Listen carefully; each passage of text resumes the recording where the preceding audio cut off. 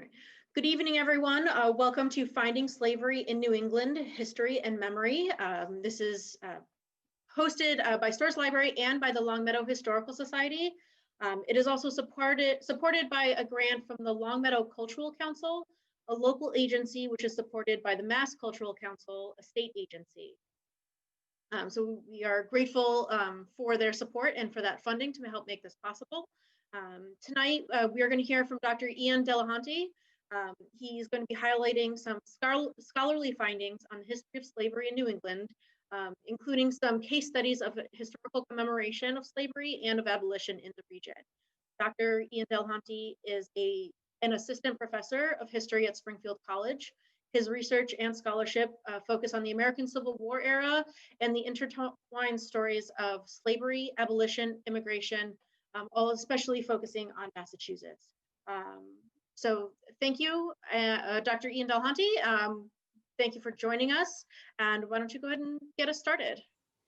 Great, thanks so much, Becky. I'm going to go ahead, folks, and share my screen with you all. And thank you. Thanks to the Longmeadow Historical Society, thanks to its sponsors, and thanks especially to everyone for joining us this evening. As much as I wish we could all be gathered together at the Storrs Library and next door to Longmeadow's wonderful Historical Society, a place I've really had the pleasure to kind of rummage around in the archives in a little bit, actually, I'm going to do my best to recreate the type of engaging and lively discussions and conversations that I know we're all missing a lot in these times. You might hear my 4-year-old and 2-year-old jumping around upstairs as they're wrestled into bed by their mom, and so they might make my talk a little bit livelier. Please forgive me in advance if they make their presence known in some way tonight, one way or another. But that said, let's begin here. Now, in entitling my talk, Finding Slavery in New England, I wanted to channel the work of the historian Joanne Pope Mellish. More than 2 decades ago now, back in 1998, Mellish put out a landmark study of how slavery ended in New England and how in the process, white New Englanders embarked on a campaign really to expunge the history of slavery from their collective memory. And in this book, Mellish argued, and I would agree, that they were remarkably successful in doing so.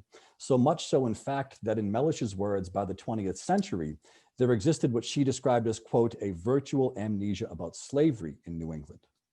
And so what I'm going to aim to do tonight is shed some light, as Becky described, on what some recent scholarship has found in order to put this subject sort of back into our collective consciousness.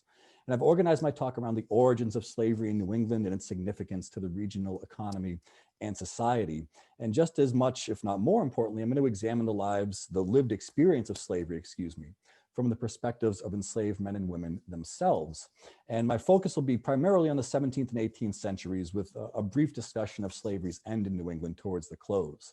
I'll ask you also, just forgive me as you see me kind of looking off screen. I've got my iPad set up on a stack of books here with my notes, and I've been teaching this past semester in much the same fashion, so please forgive me if my attention is directed over there every so often.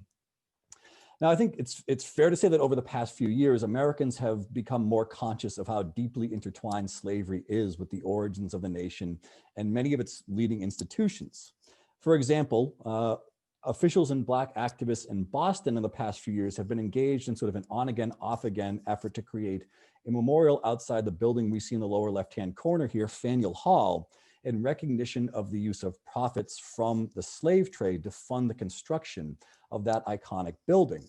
And as the episode has unfolded over the last couple of years, Bostonians have come to learn that an essential stop along the city's Freedom Trail and one of its most frequented tourist sites was funded by the commodification of enslaved Africans.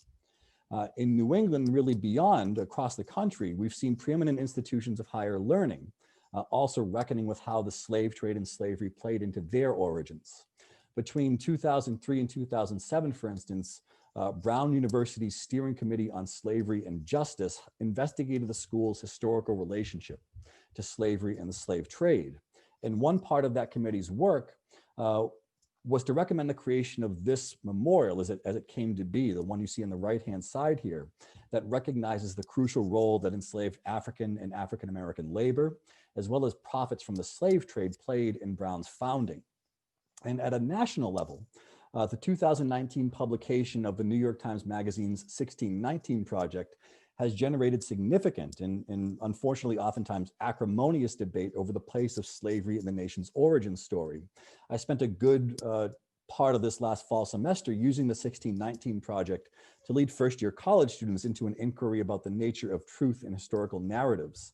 And even as the students agreed and saw some of the project's leading critics in academia, they remained convinced of its central idea that for Black Americans, the unbroken legacy of slavery that began in 1619 is interwoven into many facets of American life today. And so the first question we might ask in considering what I want to sort of lay out as just a general history of slavery in New England is, was there some sort of regional equivalent for 1619 here?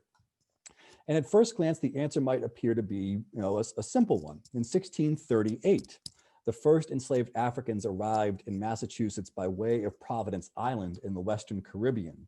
The map we see here, I've given an arrow to indicate where the colony of Providence Island is located. Like the Massachusetts Bay Colony itself, Providence Island was colonized in the early 1600s by English Puritan migrants. Unlike the Mass Bay Colony, Providence Island's climate and its geography made it well suited for a cash crop economy, and its Puritan colonizers purchased enslaved Africans as soon as they were able to do so. The Mass Bay colonists remained connected to their brethren on Providence Island, not only in spirit, but also through frequent commercial exchanges between New England and the Caribbean. And one such exchange in 1638 included these first enslaved Africans to arrive in the region. And so, perhaps New Englanders are in need of a 1638 project, we might say. But that wouldn't really suffice in terms of identifying the origins and legacy of racialized slavery in New England. Those first enslaved Africans to arrive in New England, they did so on board a Salem-based ship named the Desire. And the Desire had embarked from Salem the previous year in 1637 with an unknown number of Pequot Indians who'd been captured by New English colonists during the so-called Pequot War of 1636 to 37. When the Desire arrived at Providence Island, the Pequot captives were exchanged for the enslaved Africans, along with some cotton and tobacco. So simply put, the arrival of the first African slaves in New England in 1638 was the result of an ongoing practice of capturing and enslaving Native Americans. And I think correspondence between two of early New England's most notable figures, the man we see pictured here, John Winthrop, the spiritual leader and third governor of the Massachusetts Bay Colony, and Roger Williams, the founder of Rhode Island, brings the enslavement of Native captives into stark relief. As I pulled up an excerpt from a letter written by Williams to Winthrop in 1637. Williams observed to Winthrop in this letter that it had, quote, again pleased the Most High to put into your hands another miserable drove of Adam's degenerate seed. And that's a reference, this phrase, miserable drove of Adam's degenerate seed, is a reference to the Pequot captives captured by Massachusetts Bay colonists during the Pequot War. And he continues, as you can see here, as follows, writing to Winthrop. He said, quote, if I am bold, if I may not offend in it, to request the keeping and bringing up of one of the children. And I think the letter, the excerpt from it that we see here, kind of illuminates the casualness with which New English authorities discussed and traded in enslaved Indian captives.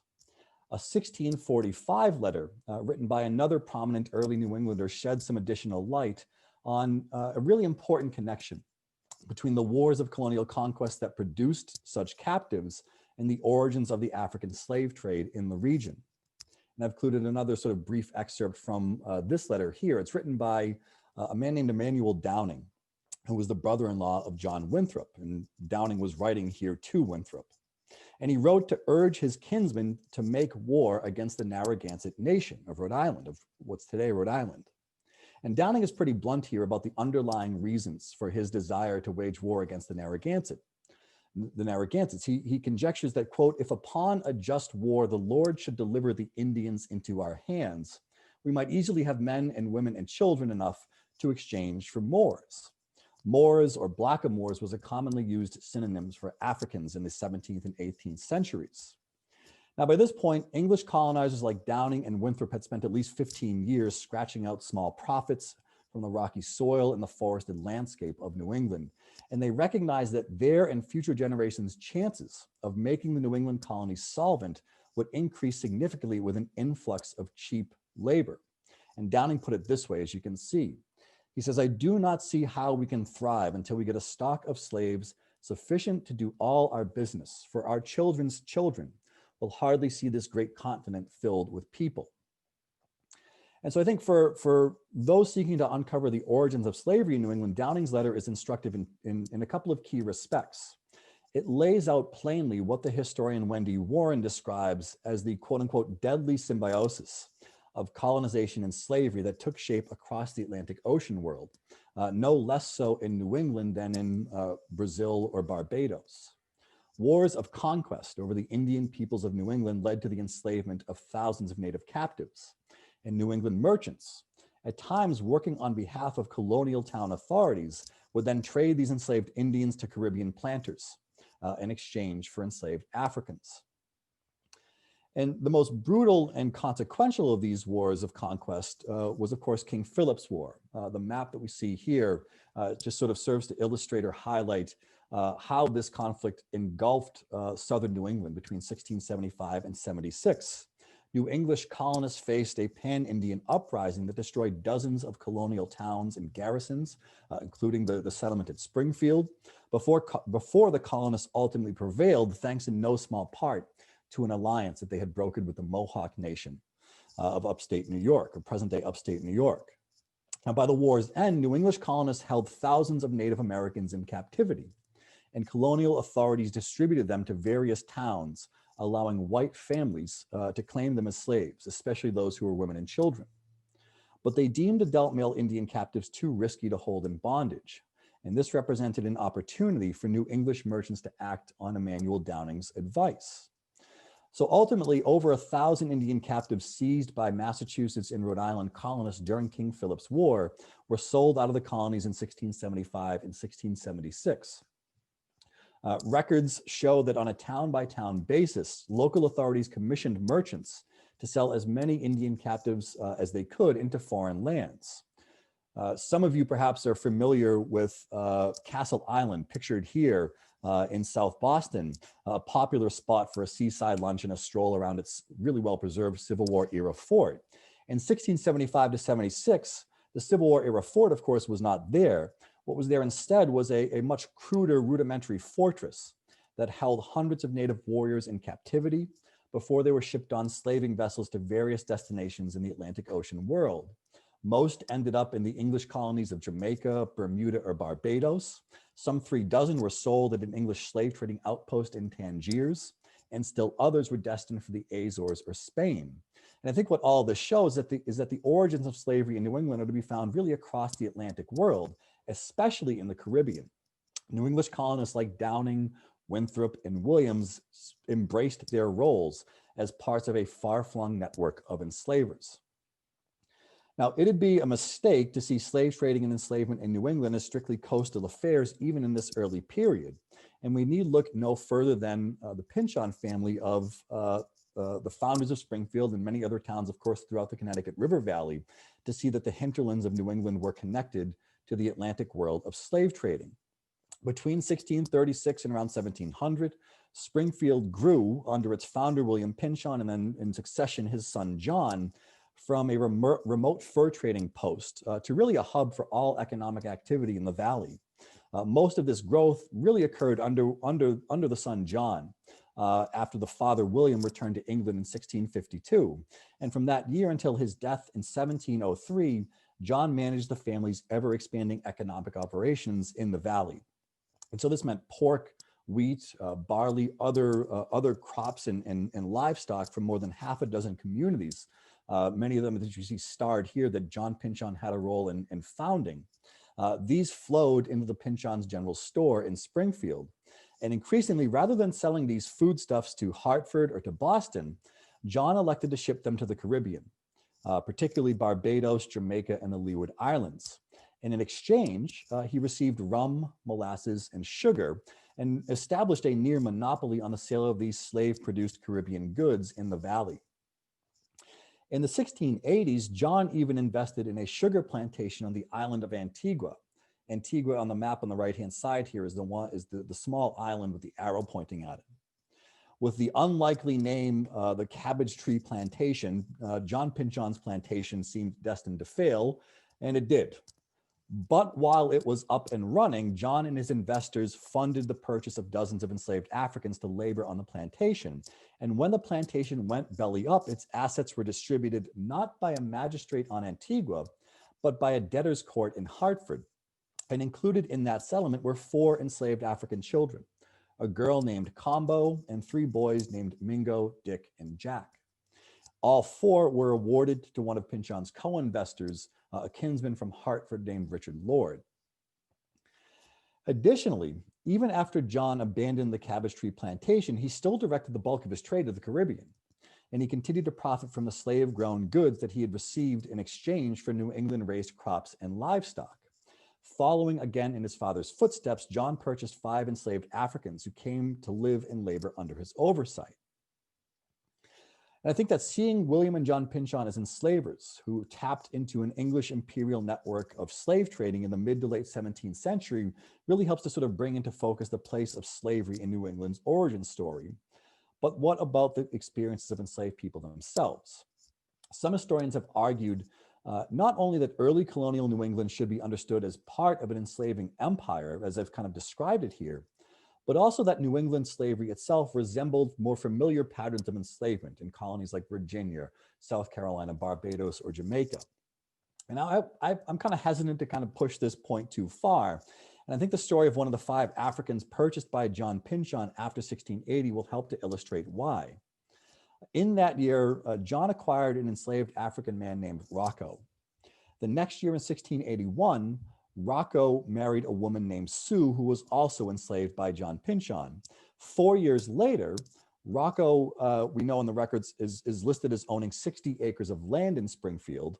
And a decade later now, in 1695, he was able to purchase his freedom for the sum of 1,000 gallons of turpentine and 840 gallons of tar. Richard Blackleach, another formerly enslaved man once owned by Pinchon, was listed as a, quote, friend of Rocco and Sue, end quote, on Rocco's manumission papers.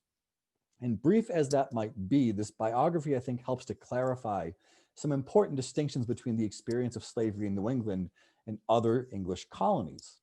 What made New England slavery different for enslaved Africans and African Americans was that colonial laws recognized the personhood of enslaved men and women. In practical terms, this meant that they could marry, they could own property, and they could testify in court for and against white people. In less optimistic terms, it also meant that murdering them was a crime punishable by death. And none of this was the case in South Carolina, Barbados, or Jamaica. For enslaved men and women like Rocco, Sue, and Richard Blackleach, these differences could mean the world. So it's no coincidence that John Pinchon's purchases of enslaved Africans occurred mostly toward the tail end of the 17th century. By that time, the cumulative effects of disease, warfare, and enslavement had accelerated really an already precipitous decline of New England's Native American population. Enslaved Indians were also much more apt to succeed in running away, and were still, at the tail end of the 17th century, still seen as a potential source of rebellion by most New English colonists. And these factors help to explain the gradual replacement of enslaved Native Americans with enslaved Africans in the region during the early to mid 1700s. So I want to sort of elaborate a bit now on that transition before looking more closely at the lives of enslaved Africans and African Americans in the region. Now, as I'll sort of discuss shortly, the enslavement of Africans had been legal in New England. It had legal sanction as early as 1638. Yet by 1700, Black people made up only 1% of the total population of New England. And one key reason for this was that until 1696, the Royal African Company of England held a monopoly on the procurement of enslaved Africans for English colonies in North America. And with that monopoly, they were much more apt to bring cargoes of enslaved people to the Caribbean islands or South Carolina or Virginia, where there was much greater demand for enslaved labor than there was in New England. But when that monopoly was lifted in 1696, it freed up New England ship captains and merchants to engage in slave trading along the coast of West Africa without fear of reprisal from imperial officials. And indeed, this is exactly what happens. Shipping was the lifeblood of New England's economy, and its merchants, its ship captains, its financiers, and its insurers were all primed to enter the business of slave trading at the dawn of the 18th century. By the 1730s, Newport, Rhode Island came to dominate the trade in human cargo between West Africa and North America. The graph that you see here uses data from this really monumental database developed by the historian David Etlis that documents slave voyages between the coast of West Africa and the Americas. And what it shows us is that you can see this rise in the 1730s, by which time 10 slave voyages per year, right around 10 slave voyages per year are leaving from Newport. And then again, continuing to rise across the 18th century to the point where by the 1760s and 1770s, between 20 to 30 slaving voyages per year were embarking from the city.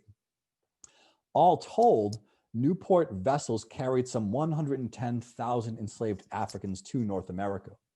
And that represented between a quarter and a fifth of all enslaved Africans brought to North America between 1619 and 1808. The historian Christy Clark Bujara has documented that during the colonial era, the colony of Rhode Island sent some 514 slaving vessels to the coast of West Africa, whereas all other colonies in New England combined sent 189. And while most of these vessels would disembark first in Charleston, South Carolina, especially, but also more southern ports, more and more would make their way back up to Newport with at least some enslaved Africans on board. And so we have, for example, the advertisement you see here from the Newport Mercury from June 13th, 1763, which announces the anticipated arrival of the ship, the Royal Charlotte, and its cargo of, as it's described as, quote, fine, healthy, well-limbed Gold Coast slaves, end quote.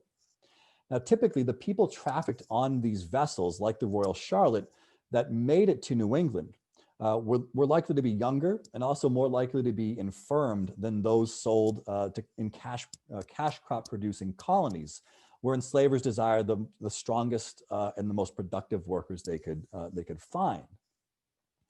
The Newport Mercury advertisement also reminds us that the people on board slaving vessels like the Royal Charlotte were not quote unquote Africans in any meaningful sense. So let me sort of elaborate on what I mean by this here. This advertisement tells us that these particular individuals had come from the Gold Coast, the region you see sort of pointed out here on the coast of West Africa, which comprises much of present-day Ghana. Even the Mercury's use of this kind of more specific regional term masks some really important distinctions that would have been meaningful to the people on board the Royal Charlotte. They would have spoken different languages, likely in this case either Ga or Akan, and they would have practiced their religion differently.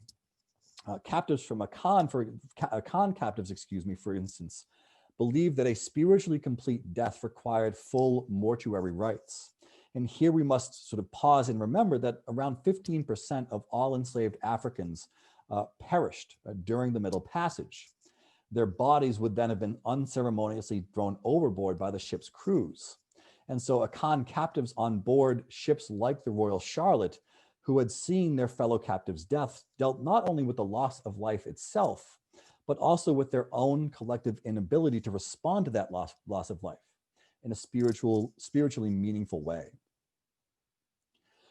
Okay, so one reason behind New Englanders' shift to the purchase of enslaved Africans over the course of the early to mid 18th century is this increased availability of men and women like those on board the Royal Charlotte, but other reasons are specific to the laws and to the sort of developing economies within the colonies themselves. Let me touch on these topics here.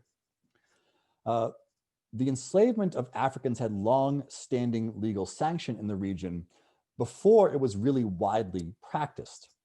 In the Mass Bay colony, that legal sanction came from this, the text that you see here, which is Article 91 from a 1641 document entitled Body of Liberties.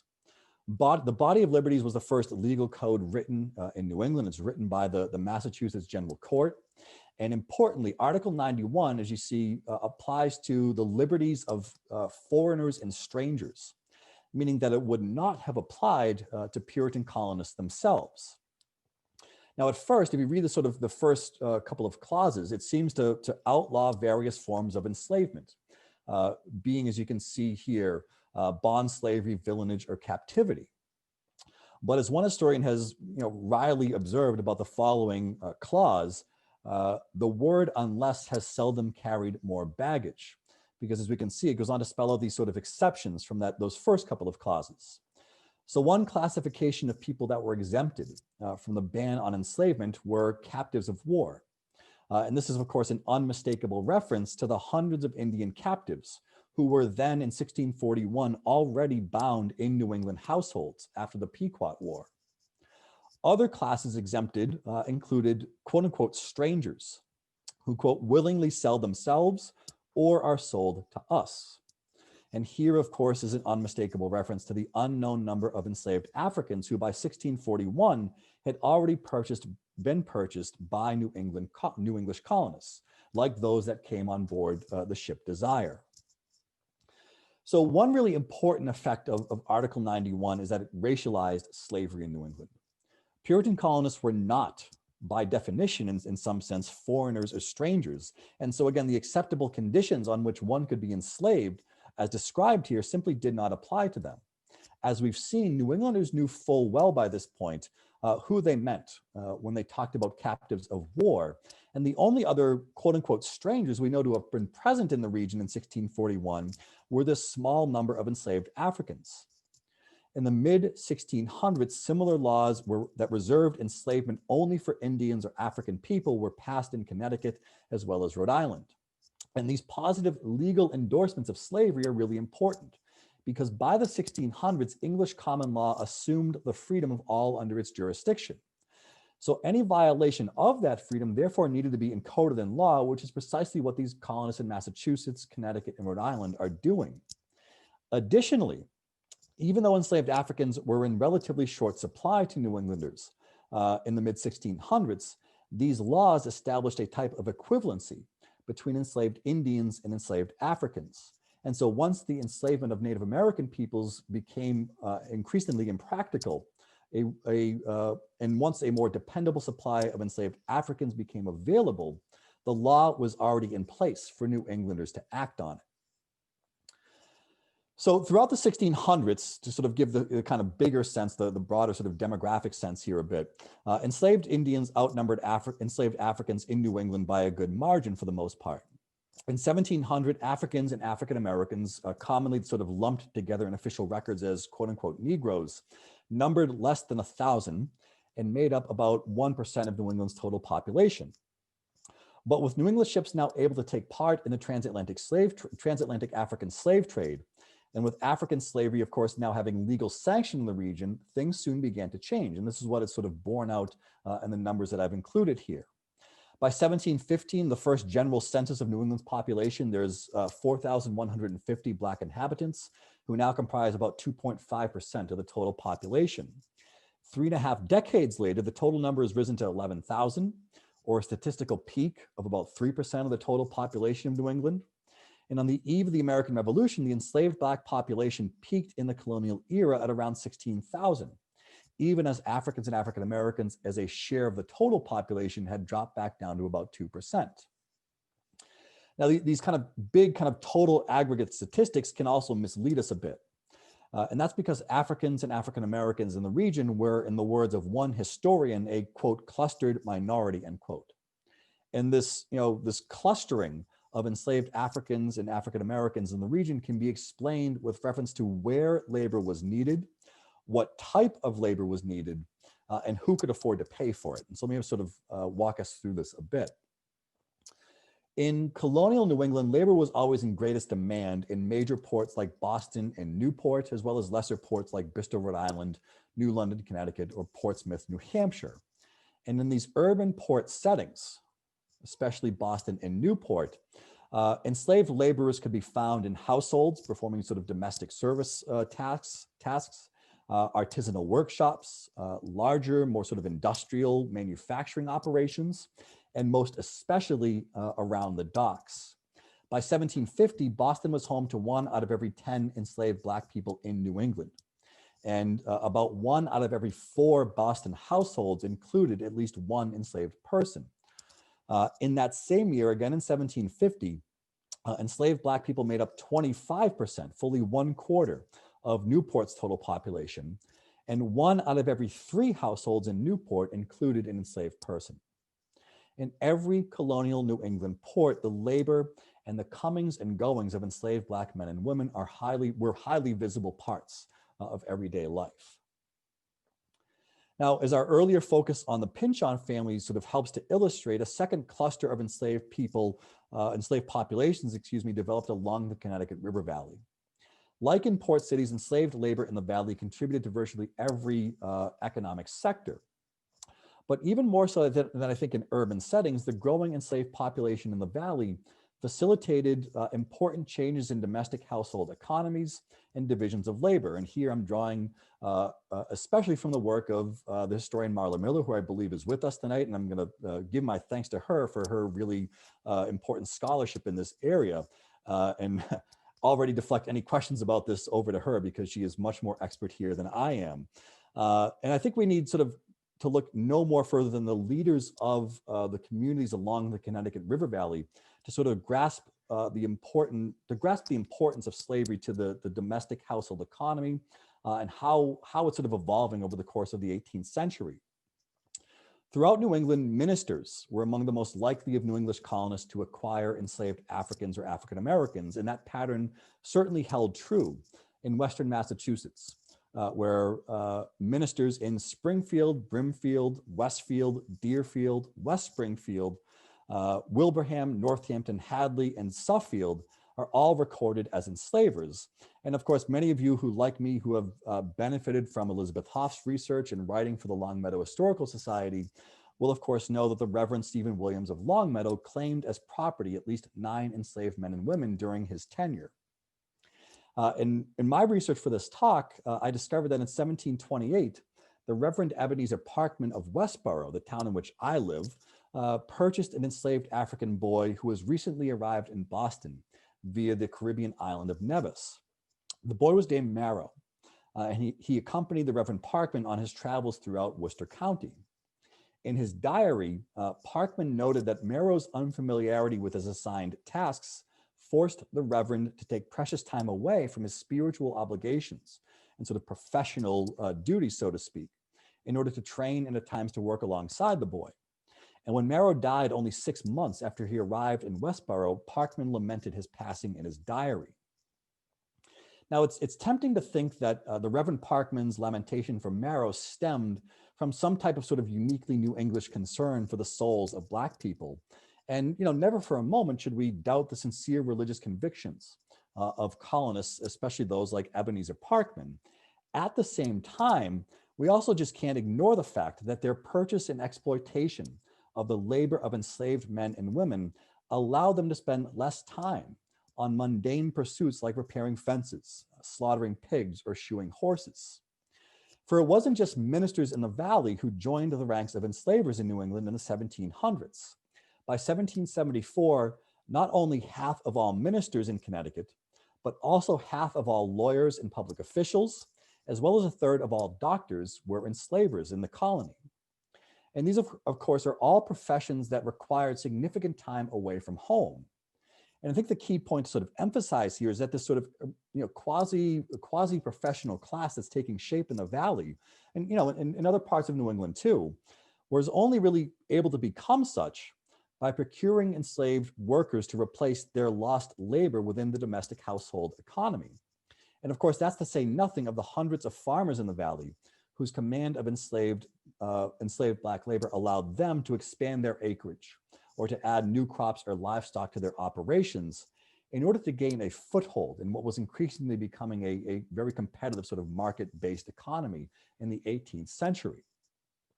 And I'm going to quote again from the historian Joanne Pope-Mellish, who sort of describes these conditions as follows. She says, quote, "As household heads sought to diversify their productive activities for both exchange and the market, their solution seems to have been to import slaves." And I think that's what's really taking place in the Connecticut River Valley across the 18th century. Now, a third and I think more sort of exceptional cluster of enslaved Black people took shape in southwestern Rhode Island and a small part of southeastern Connecticut. Uh, this region, at least as it's part of Rhode Island, was then known as the Narragansett country. And today, at least by Rhode Islanders, is called the South County. It's actually in formality Washington County. This region boasted the most fertile farmlands in all of New England, and the box of the map will indicate where we're talking about here.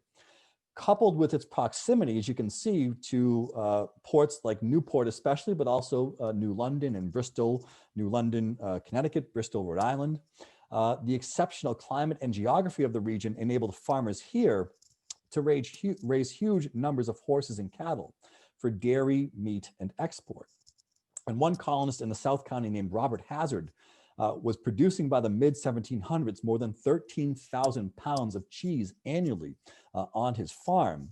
One source claims that Hazard had 12 enslaved Black women working in his dairy, each of whom in turn had their own enslaved assistant. These women were in addition to the enslaved cowboys, carpenters, and blacksmiths whose labor supported Hazard's dairy works. So all told, Hazard is thought to have claimed as property by the mid-1700s some 40 enslaved Black men and women. Now, even in the Narragansett country, Hazard's claim to ownership over so many people was quite unusual, but he's a telling example for how this region came to sort of resemble southern colonies like Virginia or South Carolina more than any other part of New England. The Narragansett country was home to more colonists claiming 10 or more enslaved Black people than any other part of the region, with 1 out of every 3 white people in the area claiming at least one enslaved Black person. Okay, so it should come as no surprise that we know far more about the enslavers of the Narragansett country than we do about the enslaved Black people whose labor made their extravagance possible. And just over 2 decades ago, one historian observed that the least understood aspects of Black life in colonial New England were what he described as the, quote, contexts of power and culture enveloping the lives of the enslaved. The surviving evidence in the form of documents, visual source material, and the archaeological record, however, has allowed historians to uncover important elements of Black life in colonial New England. I want us to just briefly summarize and describe a couple of those elements here. One of the most sort of persistent debates in the scholarship has centered on the dynamics of Black culture in New England. We know that enslaved Africans and African Americans in the area were generally more dispersed and that they tended to live in the same households as white colonists. So under these circumstances, the question has become, were they able to forge some sort of distinctively African American culture, or did their separation from one another and their proximity to white New Englanders make them more likely to sort of adopt English or Anglo-cultural practices and norms? Now, to make this kind of scholarly debate a little bit more concrete, let's consider the visual source you see here, this embroidered portrait stitched around 1776 by a Connecticut woman named Prudence Punderson. The Pundersons were prosperous, as is evidenced here by their drapes, the gilt mirror, the ornately carved chair, and the checkered carpet that Prudence stitched into this scene, as well as, perhaps most significantly, by the presence of the enslaved woman Jenny, that labored and lived in the Punderson household and had tended to Prudence as a baby. And so here again, we see Jenny living and working within the Punderson household, surrounded not only by the trappings of their prosperity, but also by the Pundersons themselves. Some historians, including the aforementioned Dr. Miller, have argued convincingly, I think, that enslaved women like Jenny, who lived and worked alongside white New Englanders, were still able to find both the time and the space necessary to forge some type of autonomous culture and community. Errands to the homes of other enslavers afforded the chance to bond with other enslaved men and women, and patterns of seasonal labor might provide opportunities to work in barns or pastures beyond the watchful eye of white enslavers.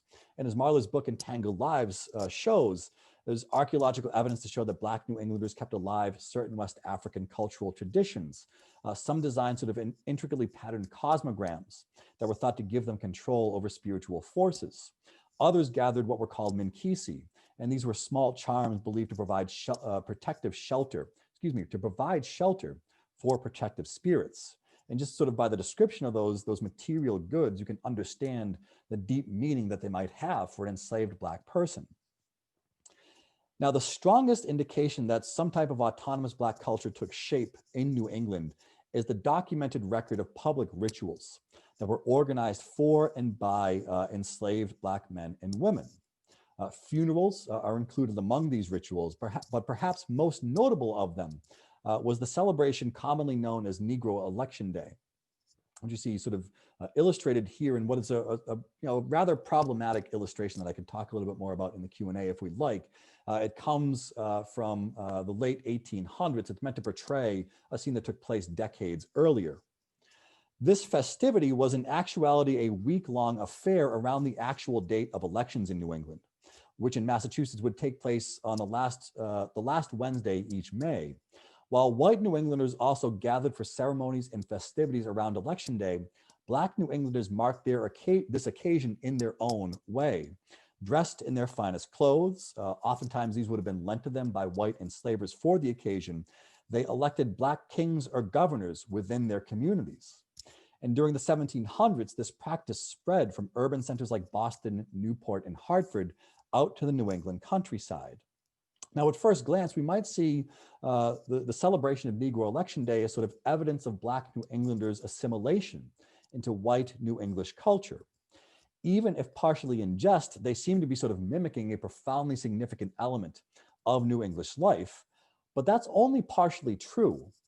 The occasion also drew upon West African ideas and practices of choosing a king. And in some instances, the elected Black king or governor was in fact of an elevated status in his West African home. As an example, the enslaved man Pompey of Lynn, Massachusetts, claimed to have been born as a prince in his homeland. Each year on Negro Election Day, he was proclaimed King Pompey and served as the master of ceremonies for the festivities that brought together enslaved Black people from Lynn up to Salem on the North Shore of Massachusetts. Negro Election Day afforded West African elites like Pompey a rare opportunity to sort of revel in their formerly elevated status, while also giving all Black New Englanders the opportunity to come together in communal celebration. Now, I want to sort of be careful about taking this point too far. Historians are fond of discovering ways in which marginalized and oppressed peoples exercise what we kind of commonly refer to as agency, or the ability to sort of act in a manner of their choosing. But I think this embroidered scene that we see here, that includes the enslaved woman Jenny working and living in the Punderson household, is telling and sort of offers a bit of a counter narrative here. The vast majority of enslaved Black people in New England were like Jenny, and that they and maybe one other person were the only people of African descent in the household. Many had difficulty in finding a romantic partner or a spouse. Unlike in South Carolina, Jamaica, or Barbados, they had precious few opportunities to speak the language that they had learned from their parents. And in everything from the music they heard to the clothes that they donned to the prayers that passed through their lips, they found less opportunities to keep alive those customs that they were raised with than enslaved Africans and African Americans did in other parts of the Americas. And the situation of enslaved women like Jenny, as it's seen here, I think helps to sort of illuminate what one historian describes as the, quote, desperate loneliness, end quote, that characterized so much of slavery in New England. But enslaved Black men and women like Jenny kept hopes of freedom alive. We know that because of the proliferation of advertisements in 18th century New England papers seeking the capture of fugitives from slavery. And we also know it because of the growing number of so-called freedom suits that are documented in colonial court proceedings during the 1700s. And one final story, that of the woman you see here, Elizabeth Freeman, will highlight how enslaved Africans and African Americans themselves brought about freedom to New England. Elizabeth was also known and is referred to commonly in the records as Mum Bet. She was born in 1742 to an enslaved woman in New York. Colonial law passed her mother's enslaved status on to her, and Elizabeth was held in bondage by the Ashley family just south of Albany. Prior to the American Revolution, Elizabeth was taken to Sheffield, Massachusetts, by the newly married daughter of the man who claimed her as property. And in Sheffield, out in the Berkshires, she became acquainted with an attorney named Theodore Sedgwick. Now, what prompted Elizabeth to ask Sedgwick to file suit for her freedom is sort of in dispute, and it's sort of told in a couple of different ways. By some accounts, she approached Sedgwick after receiving a really serious wound to her arm while defending her sister from an attack by the woman who claimed them in bondage. The woman went after her with a shovel that she had sort of heated up in the fire, took a swing at her sister, and Elizabeth put her arm up in defense and really seriously injured it. Another story is that in 1780, Elizabeth attended a reading of the recently passed Constitution for the Commonwealth of Massachusetts. There, at this reading, she heard the words that you're seeing here from Article 1 of the state's new Constitution. Most significantly, the following: all men are born free and equal and have certain natural, essential, and unalienable rights, among which may be reckoned the right of enjoying and defending their lives and liberties. As she heard these words, the story goes, she consulted, or upon hearing these words, I should say, she consulted the attorney Sedgwick, and she said to have addressed him as follows, quote, "I'm not a dumb critter. Won't the law give me my freedom?" So Sedgwick agreed to file suit on behalf of Elizabeth and another enslaved man known as Brom. And in the case Brom and Bett v. Ashley, the Berkshire County Court of Common Pleas ruled that slavery was incompatible with the state's newly adopted constitution. Elizabeth became free and soon after took the last name Freeman in celebration of her status.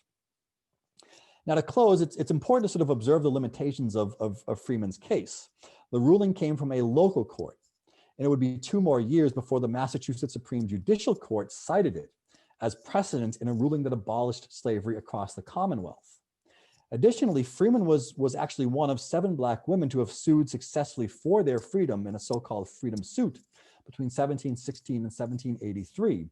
And so in that sense, she wasn't so much a trailblazer as she was an emblematic figure for enslaved Black New Englanders who found every opening they could that led to freedom. And while slavery was abolished from the bench in Massachusetts and New Hampshire, it was abolished through gradual emancipation laws in Connecticut and Rhode Island that dragged the process out into the mid-1800s for some enslaved men and women in those states. So ultimately, Freeman's story is a small but a still significant part of the end of slavery in New England. To continue, that story would require probably another evening of your time. And so for now, I'm going to thank you for your attention and welcome any comments or questions you might have. And here's a bibliography to sort of show you some of the works that I'm drawing from, the historians whose work I'm really indebted to for this talk. Thank you so much for that presentation. Before I switch over, I have a couple of questions that people entered in the chat box, but I also want to change the mute setting so people can now unmute themselves. If you have a question or a comment that you'd like to share with us, you're welcome to turn on your mic and join us. You can also, again, use the chat box. We're still using that. I've got a couple of questions in here to get us started. So I know you talked a little bit more about this after this question was posted, but I wanted to ask just in case you have anything to add to it. But somebody did ask, why did the colonists prefer African people to native captives? And you mentioned that was a kind of a gradual preference that developed. Was there anything early on that weighed more heavily on that? No, not early on. In fact, it's not just in New England where that sort of transition sort of unfolds. The more commonly known place where this happens is in Virginia, where you would find across the 1600s white indentured servants, enslaved Native Americans and enslaved Africans all working sort of side by side together on tobacco plantations. And, to a lesser degree, on a smaller scale, you'd find that happening in New England too. So I think it's really throughout English colonies in North America where you see this kind of experimentation, to call it that, of different types of unfree labor, indentured servitude, Native American slavery, African slavery. And, I think most of all, it has to do with the factors that I described here, which again, aren't entirely unique to New England. Right, the precipitous drop in the Native American population, the fact that Native peoples are much more likely to be able to escape and sort of resist captivity that enslaved Africans are in the Americas. I think those are the primary reasons why you see that shift happening when it does in New England and across really the eastern seaboard of North America. Thank you. I have somebody in the chat box that said they'd like to ask a question after others online.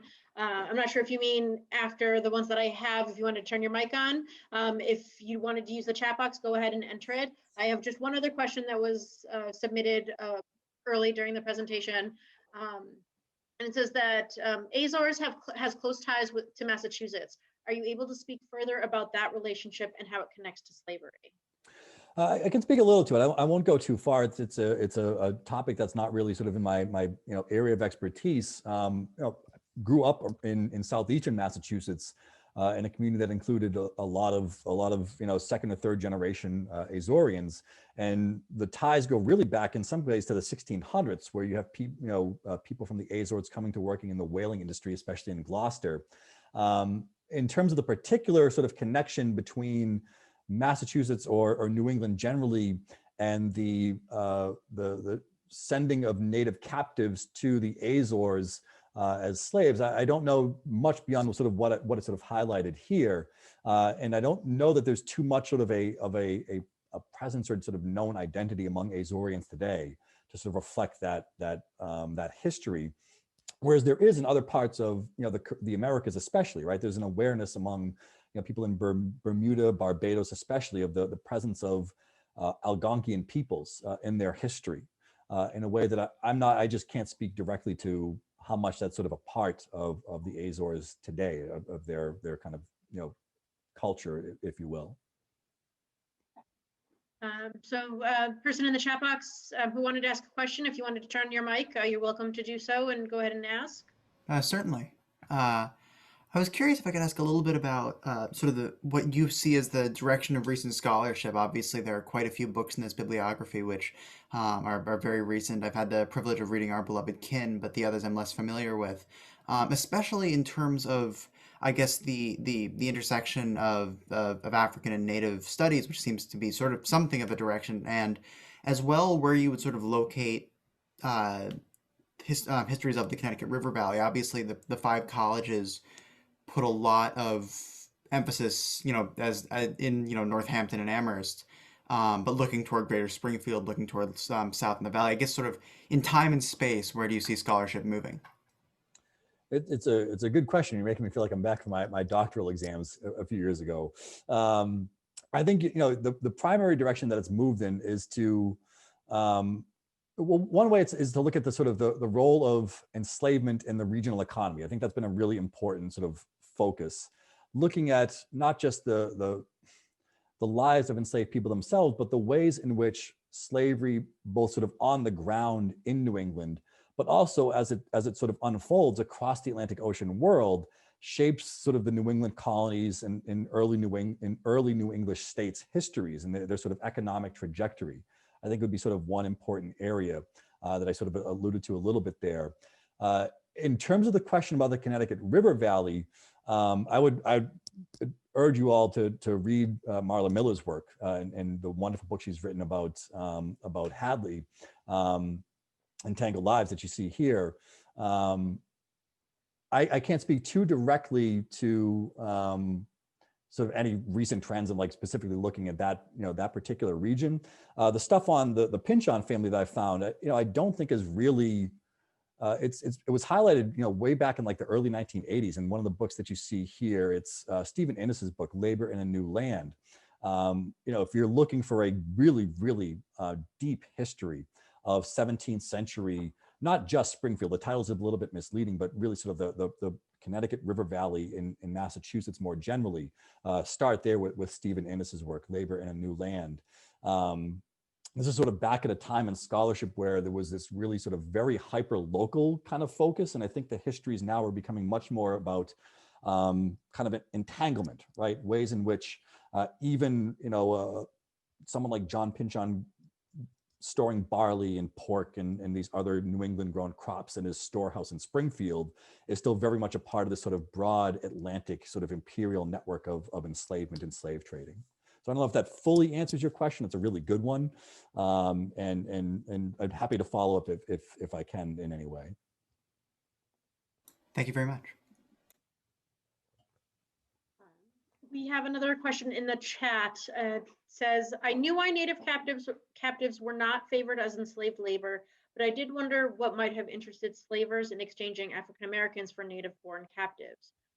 Centuries earlier, they were popular, quote, curiosities in European courts. This seems unlikely during this later period.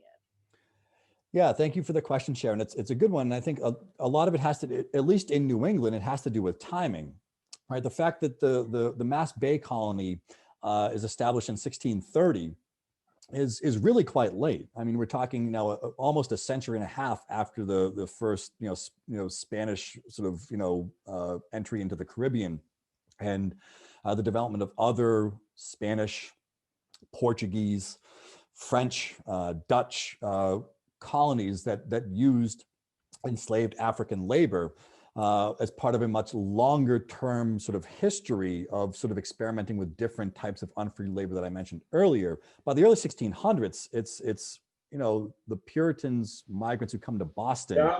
They are they're looking at what's already happening in the Caribbean, right? And as I mentioned, they're talking, they're writing, they're exchanging letters, they're exchanging goods with people on Providence Island who have ready access to slaving vessels that are coming to the Caribbean quite regularly by this point. So I think that really has a lot to do with, at least in New England, is that they're kind of really going from a blueprint for what's happening in other colonies. Of course, more close to them, Virginia. The first enslaved Africans, as we of course fully well know, arrive in Virginia in 1619. And so New Englanders are quite late to the game, so to speak. The colonies themselves are quite late to the game. And they're looking at what's happening in other at the very least, English Atlantic colonies, if not, European sort of imperial networks. Thank you. I see someone else has turned their mic on. Did you have a question? I see Cliff. Nope, I was just unmuting. That's all right. We just had another one pop, another question. Can you speak to how ministers like Stephen Williams here in Longmeadow integrated or did not integrate his slaves into the community? Yeah, Melissa, thank you for that. It's a really good question. And I won't speak directly to Stephen Williams, but sort of more generally to the ways in which ministers, which is what part slavery has in the lives of New English ministers. The 18th century, especially, especially in the mid 18th century, is of course the era of the Great Awakening. And so not just ministers, but really white Anglo-American colonists generally are interested in sort of spreading the gospel of winning over souls, so to speak.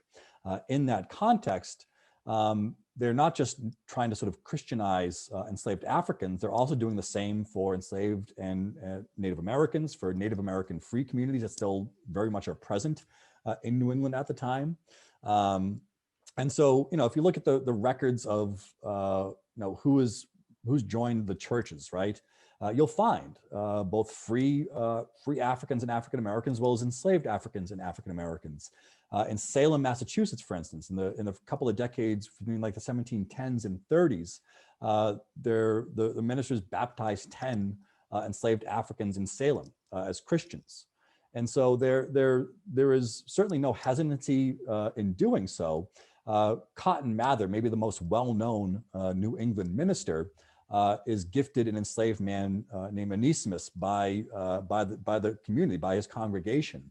And, sort of at great lengths in his writings, tries to sort of justify his claim to ownership of this person through his really incredibly deep knowledge of Scripture, and is sort of seeking to reconcile how one can be a Christian slave owner or a Christian enslaver.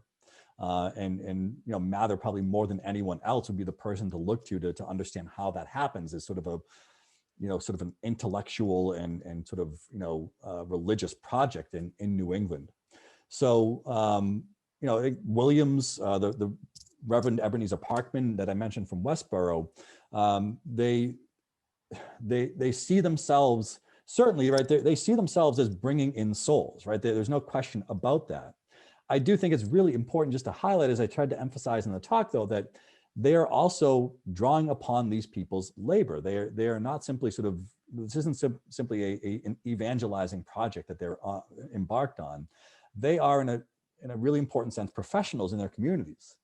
And their labor is required in that professional sense. And I'm, using that a much more, contemporary term in a way that maybe I shouldn't, but the labor of enslaved people allows them to do that. It frees them up to write, to study, to visit with their congregants, to visit with their churchgoers.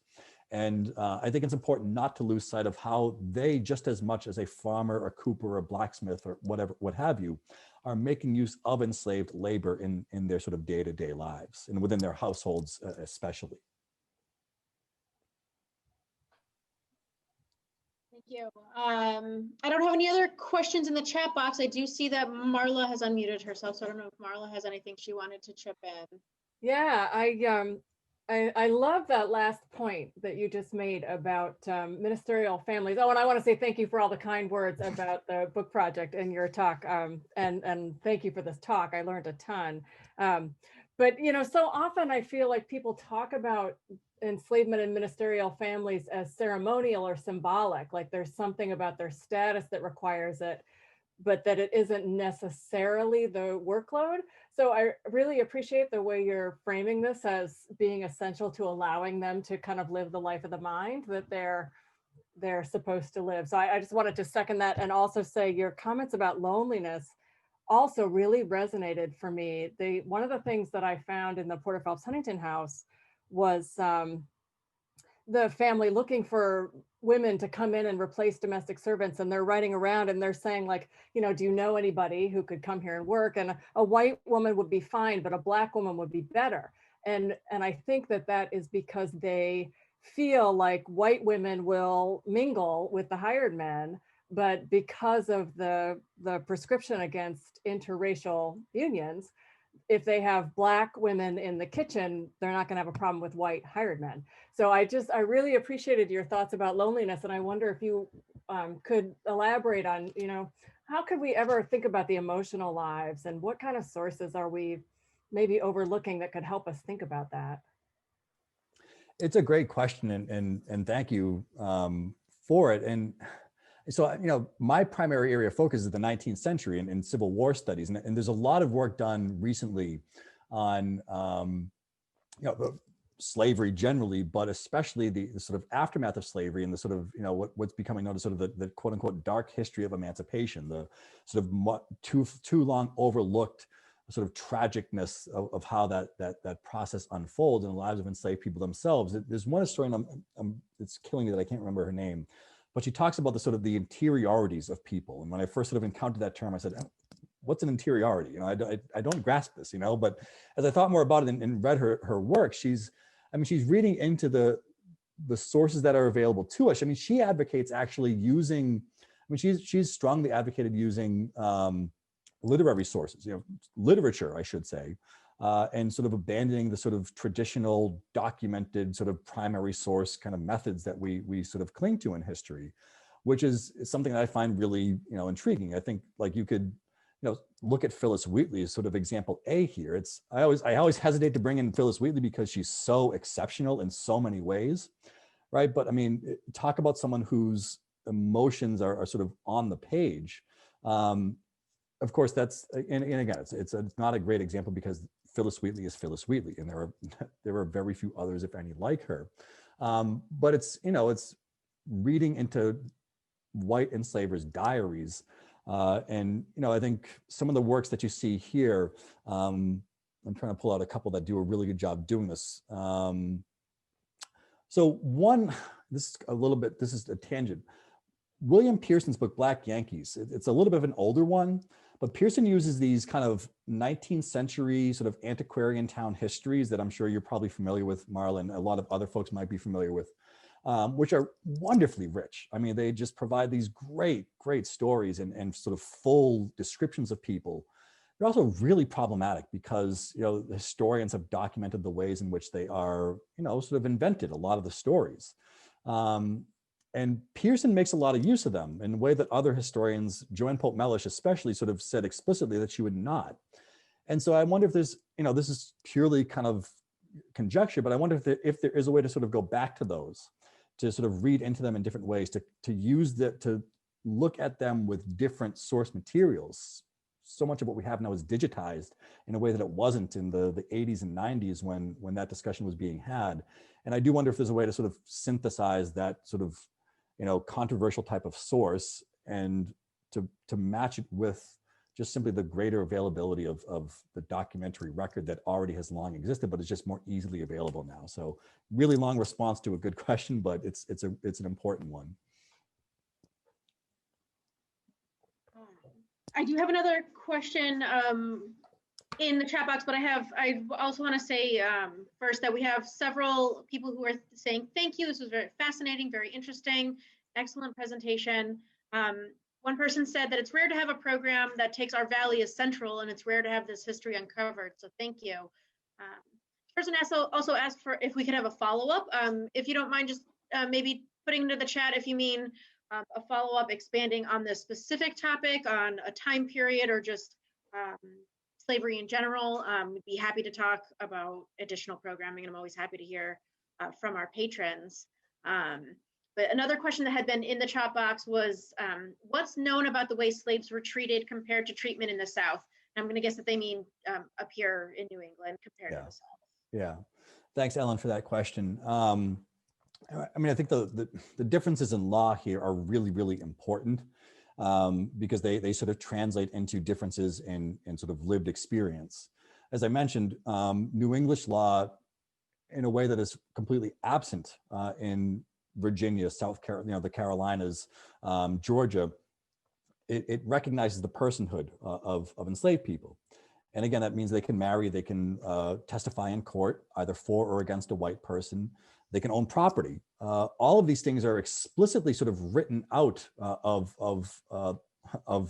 possibility for enslaved Black people in Virginia, especially. But of course, they're also drawing upon slave codes that are written in places like Barbados or Jamaica.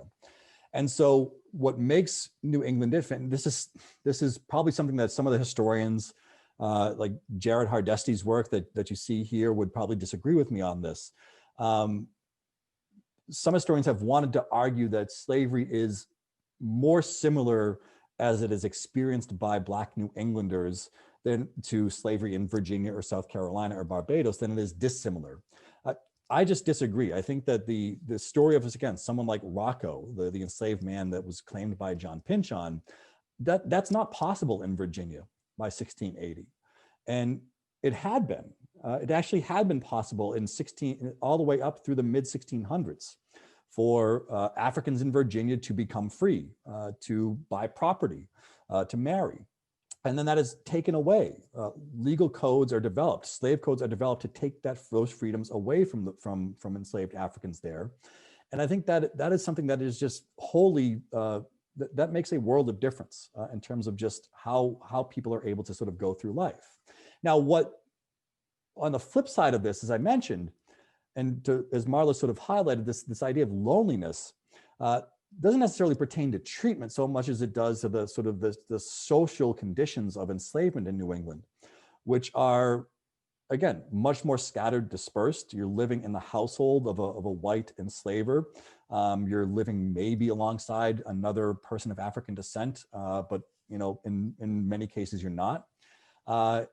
And in places like South Carolina, I had to take out, I already went too long in this talk as is, but I had sort of a slide where I was going to sort of look side by side at that stitched portrait of Prudence Punderson and her enslaved woman, Jenny, versus a really well-known painting from South Carolina in 1790 called The Old Plantation that shows a group of, about a dozen or so enslaved men and women sort of in celebration with each other. Dancing, clearly in some sort of ceremony or sort of ritual celebration. And while, you have Negro Election Day in New England, this was a scene in South Carolina of sort of just everyday life and everyday sort of gathering and community that is really hard to create in New England. In South Carolina, as would have been the case, of course, in Virginia, you have typically, 5 to 6 enslaved people living on the same property. In the Carolinas and Virginia, it can be dozens. Is not is not terribly uncommon. And in South Carolina, especially, they're living away from white people. They're living especially on rice plantations, oftentimes dozens of miles away from their white enslavers. And the so-called drivers are other enslaved Black people.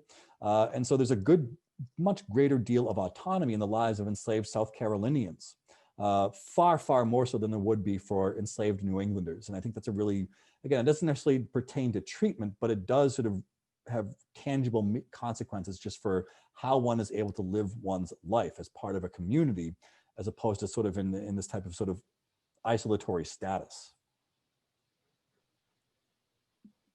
Thank you. I know, like you said, we've gone a little over. Do you have time for a couple more questions? Oh, sure. Yeah. Okay. I think you just started touching on this in your answer the question you were just answering, but somebody asked, can you say more specifically on about the kinds of work enslaved Africans were doing in New England? For example, were they working in the mills? Endeavor, I don't know if you can clarify the mills, like the textile mills. I believe so. It said Okay. The mills in the question, but I would imagine textile. Not that I've ever seen any documentation of. The early textile mills are worked at first in Rhode Island in the Blackstone River Valley by families, by families that are sort of brought in specifically for that reason, and then later, well known as the so-called mill girls that are coming from the countryside of New England and coming to work in places like Lowell or Waltham or later on Chicopee, right? But in terms of labor, aside from this, and of course, by that time, important to highlight this, the sort of mill system or the Waltham Lowell sort of manufacturing system that sort of becomes the model doesn't really take shape until the 1790s, by which time slavery is abolished, outright in Massachusetts and New Hampshire, and sort of in a gradual sort of process in Connecticut and Rhode Island. And so there's no sort of overlap chronologically. But otherwise, I mean, like the milling of grain, absolutely, because you'll find enslaved labor in more or less any economic pursuit or any sort of type of work that needs to be done. Jared Hardesty's book on Boston really does a good job of showing this, that it's just simply everywhere.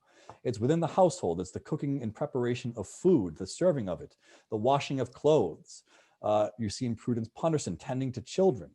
But it's also in, blacksmith shops. It's in, it's tanning hides on the docks, especially in port towns and communities or cities, I should say.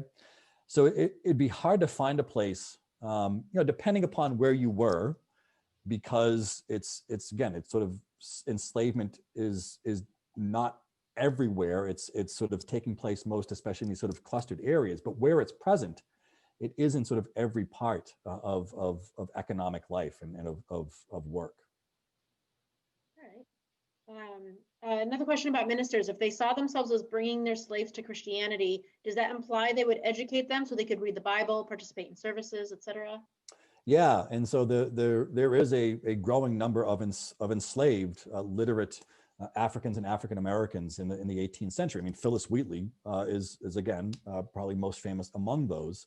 But this was certainly a part for New Englanders. You had to be able to read your Bible to be a true Christian, right? That is sort of it's a staple of New England religious life and thought. So unlike again, this is another difference between the Southern colonies and New England.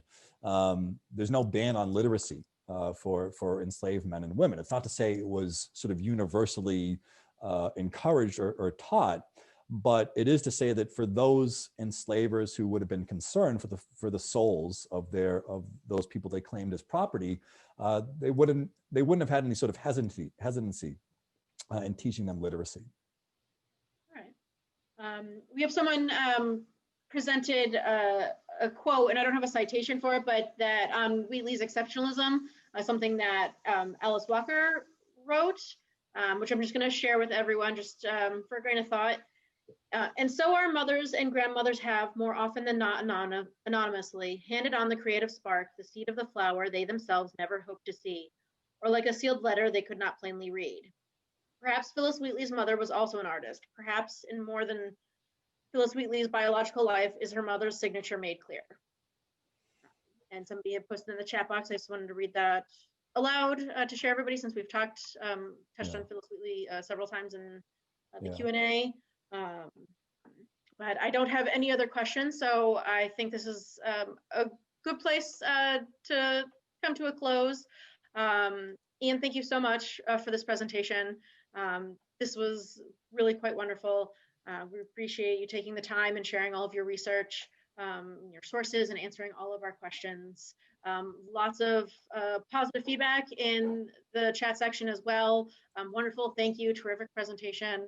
And I agree. Thank you also to the Longmeadow Historical Society for working with Storrs Library to bring this program to our community. Hey, Ian, are you still Yeah. there? Hey, Cliff. This is Cliff McCarthy. I wanted to ask a question, but I didn't manage to get it in time. Yeah. In regard to the difference between the New England colonies' use of slavery and the Middle Atlantic colonies, certainly there was an economic incentive for the difference in the way that slaves were used. Yeah. Plantation economy wouldn't work in New England in the same way it does down there. Yep. But I think Colin Woodard would make the case that there was also a developmental difference in the way the New England colonies, being descended from Puritan settlers, congregational ministers, having a more communal, maybe community-oriented take on their society, as opposed to the Anglican settlers of the Middle Atlantic, who were probably were of the landed gentry and were inclined to see greater class differences and personhood, the lack of personhood for the enslaved. I think we have a tendency to lump all the English colonies, in the same barrel. Yeah. But I think that there's really something to that. Would you agree? Is that I do, and I'm like sitting a fence here because in the talk I said, some people would make this case that there is really no distinction between slavery in New England and these other places. But I think there is. I think that you can see the connections and see it as sort of a node that's connected to all these other nodes of enslavement. But when you get on the ground, I think it looks different. Part of the reason for that is economic, of course, right? But we accept a lot of sort of cultural explanations for other facets of the development of colonial life in different ways, and I don't see why that wouldn't apply here. I don't, as I was doing the research for this, I did encounter that Jared Hardesty, I've worked with him a couple of times. He does sort of actually zero in on, this person's an Anglican in New England versus this person was a Congregationalist. And there's very few, I think it's a problem of sort of quantity of evidence that we just don't have a ton to sort of be able to make those distinctions. But there seems to be little difference between the way the Anglicans practice slavery in New England versus the Congregationalists do, Now, but if you're looking at a sort of broader societal comparison, I think that it is there. There's also the fact that New England is just so much more homogenous in terms of its ethnic and religious makeup than the middle colonies and the southern colonies are. I mean, look at like New York or Pennsylvania, especially.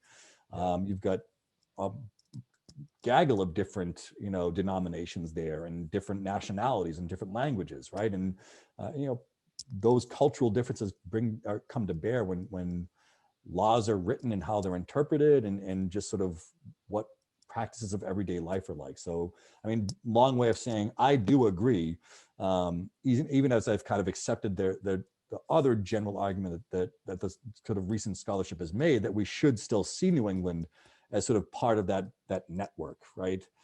Even if it looks different, as a qualitatively different sort of on the ground again. Sure. I mean, slavery is still slavery, no matter how you slice it. But but I do agree with you that it's different. It's just different. Yeah. Anyway, well, thank you very much. I thought that was great. Appreciate it. Thanks, Cliff. It was good to see you again. I hope we get to talk some more about this. So Yeah. Sounds take good. care. You too.